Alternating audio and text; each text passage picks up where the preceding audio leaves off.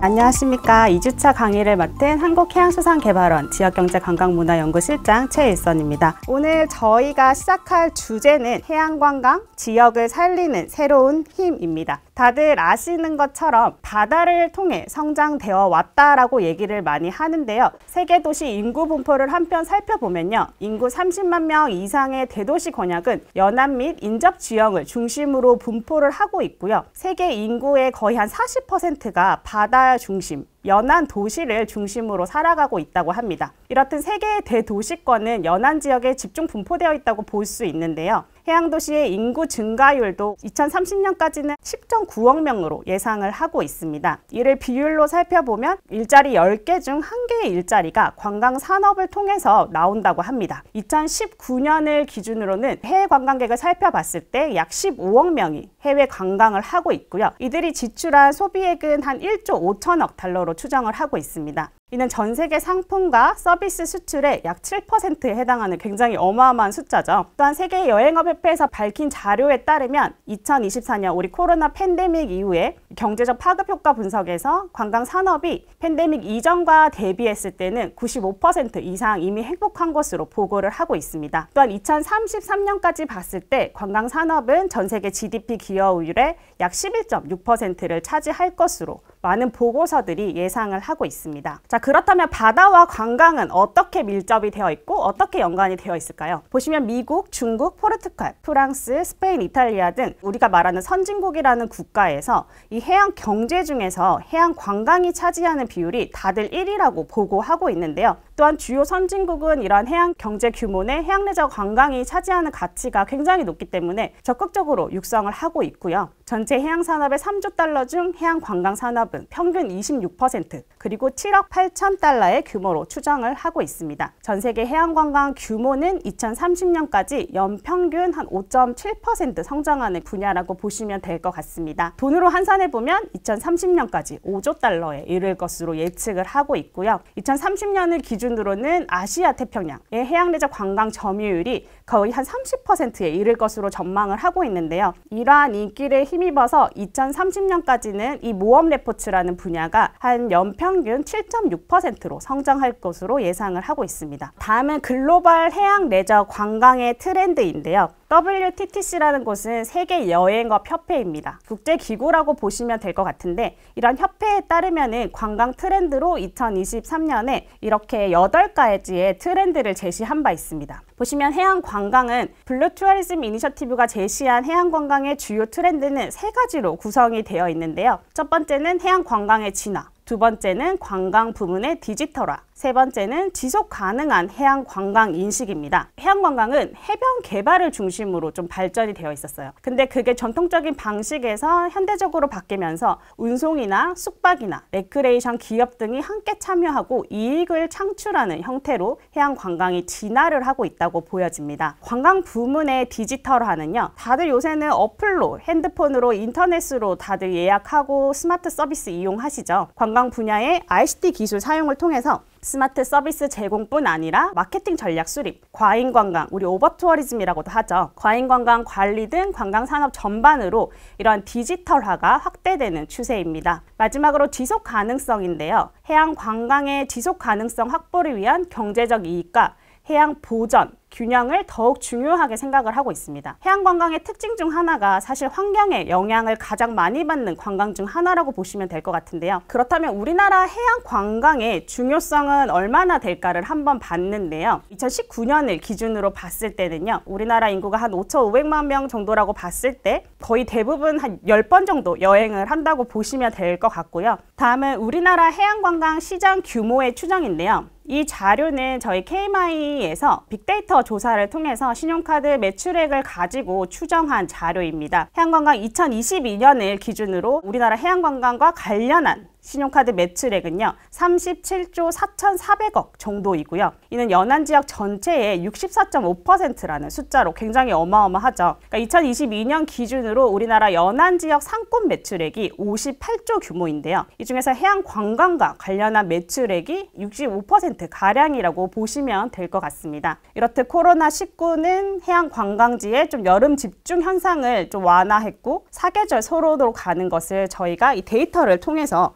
밝혀냈다고 보시면 될 것 같습니다. 연안을 기준으로 전국에는 11개의 연안이 있거든요. 그 11개 연안을 기준으로 우리나라 해양관광시장의 소비 규모를 한번 추정을 해봤습니다. 부산이 약 5조 7,200억 원 정도로 부산의 해양관광 시장 규모가 제일 컸고요. 그 다음에 경남, 전남 순으로 나타났습니다. 다음은 부산 연안의 빅데이터를 세부적으로 가지고 와봤는데요. 오른쪽 아래에 보시는 게 소비에 따른 부산의 연안 지역의 지도를 나타낸 거고요. 그중 안에서도 해운대가 빨간 걸 보실 수 있죠. 이게 점점 명암이 진할수록 소비 비중이 높다라는 표시입니다. 2022년을 기준으로는 부산 연안의 해양관광 시장 규모가 5조 7,200억 수준이었고요. 여름철 소비가 높은 편이었습니다. 반면에 동구와 서구 해양관광시장의 규모가 가장 적은 지역이라고 볼 수 있습니다. 특히 동구와 해운대구를 비교했을 때는 규모가 약 1000% 이상이 차이가 나는 것을 확인을 할 수 있었고요. 다음은 해양관광 소비 행태의 분석인데요. 관광객 비율이 극성수기인 8월의 비중이 가장 높은 것을 확인할 수 있었습니다. 반면에 10월 같은 경우에는 5.6%로 가장 낮은 비율을 보였고요. 관광 지출액은 당연히 8월이 가장 큰 것을 확인할 수 있었습니다. 8월이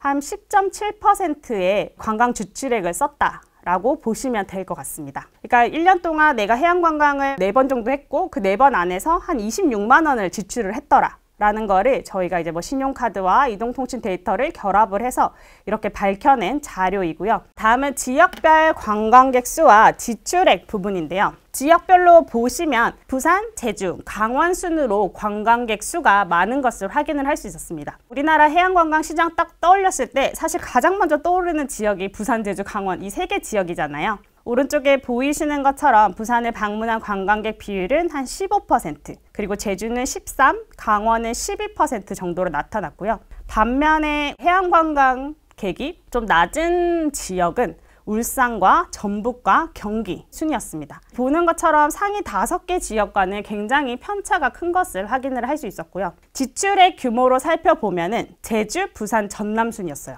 다음은 여름철 관광객 증가율인데요. 연안어촌 지역이 우리가 흔히 얘기하는 여름 휴가철 7, 8월의 관광객 증가율을 한번 살펴봤습니다. 가장 높은 지역은 동해안 라인이죠. 강원과 경북이었습니다. 연안 어촌 지역의 평균이 22.5%였는데요. 7, 8월의 관광객과 나머지 타 계월수의 관광객에 비교하고 7, 8월에 얼마나 관광객이 증가했을까라는 얘기라고 보시면 될 것 같아요. 그래서 11개 연안을 기준으로 봤을 때 평균 증가율은 한 22% 정도였는데 강원 같은 경우에는 65%로 굉장히 높은 것을 차지했습니다. 다음은 지역별로 매출액의 상위 업종에 대해서도 한번 살펴봤는데요. 가장 큰 매출의 규모 업종은 아무래도 한식이었습니다. 제주를 제외한 1순위 매출액은 한식이었고요. 제주 같은 경우에는 아마도 면세가 조금 높은 편임을 확인할 수 있었습니다. 강원과 부산의 한식 매출액은 전체의 한 30% 이상 규모로 가장 높았고요. 새로운 소비 트렌드의 등장인데요. 코로나 팬데믹 이후에 새로운 소비 트렌드가 등장을 했고 이 역시 관광 트렌드에도 영향을 굉장히 많이 미치고 있는데요.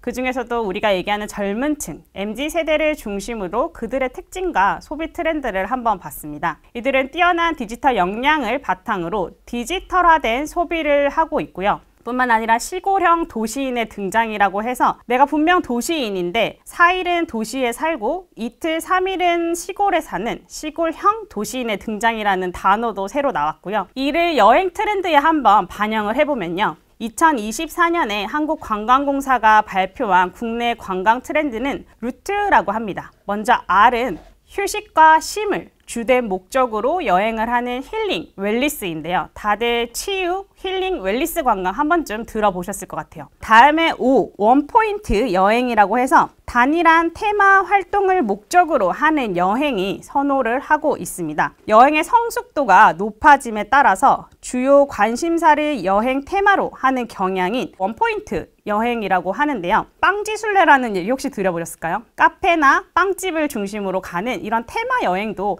이 원포인트 여행 중에 하나라고 보시면 될 것 같습니다. 다음은 T는 테크놀로지에 대한 얘기이면서 IT 및 AI 등 첨단 기술을 활용해서 이를 관광 여행 트렌드에도 적용한 케이스인데요. 온라인 기반 여행 서비스의 경험이 높아짐에 따라서 해당 기능을 활용해서 여행을 기록하거나 예약을 하거나 웨이팅을 하거나 온라인 기반으로 여행 서비스가 굉장히 활발해지고 있습니다. 다음은 이제 각 사례들을 제가 조금씩 말씀을 드리면서 이러한 우리 MZ세대뿐만 아니라 우리 세대들의 이런 가치를 반영해서 그들의 소비 트렌드를 반영한 연안마을, 어촌마을, 해양관광마을에 대한 활성화 사례를 조금씩 말씀을 드리도록 하겠습니다. 혹시 제주 해녀의 부엌 들어보신 분 계실까요? 이 제주 해녀의 부엌이라는 곳은 사실 극장형 식당인데요. 제주에 있는 이 뿔소라라는 소재를 가지고 왜 뿔소라가 제주에서 소비되지 않고 일본으로 계속 수출이 되고 일본에 의해서 가격이 형성될까라는 것을 좀 계속 의심을 하면서 내가 그러면 이 뿔소라를 활용을 하고 내 전공인 연기를 활용을 해서 이 어촌마을을 한번 살려보겠다라고 얘기를 하시면서 회사 법인을 설립하고 나서 2년 동안 이미 평균 예약률이 한 97% 이상을 달성을 하고 있고요. 누적 매출액이 한 10억 정도이고 현재 제주의 해녀 본점 체인도 생기면서 굉장히 활발하게 진행을 하고 있습니다. 이 디스커버 제주 같은 경우에 비전이 지금껏 알지 못했던 제주를 발견하다. 이렇게 해서 로컬의 가치를 반영해서 로컬 트립, 에코프렌들리, 서스테이너블, 펀 이렇게 4가지 키워드를 가지고 MZ세대 소비를 반영한 관광 상품을 만들고 지역과 교감하면서 지역적 소비를 유도하는 비즈니스 사례입니다. 대표적인 프로그램은 제주 야생돌고래를 탐사를 하는 건데요. 이 선박 같은 경우에는 지역민의 선박입니다. 지역민의 선박을 이용해서 지역민이 함께 프로그램을 운영을 하고 관광객들에게 지역과 교감할 수 있는 시간을 마련해주는 그런 굉장히 좋은 지역적 소비를 유도하는 비즈니스 사례입니다. 다음은 거제인데요. 거제 아웃도어 아일랜드입니다. 장승포의 거제를 중심으로 청년들이 커뮤니티를 발굴하고 조직해서 공유 공간을 운영해서 지역 컨텐츠를 개발한 사례입니다. 아래쪽에 보이시는 이 지도가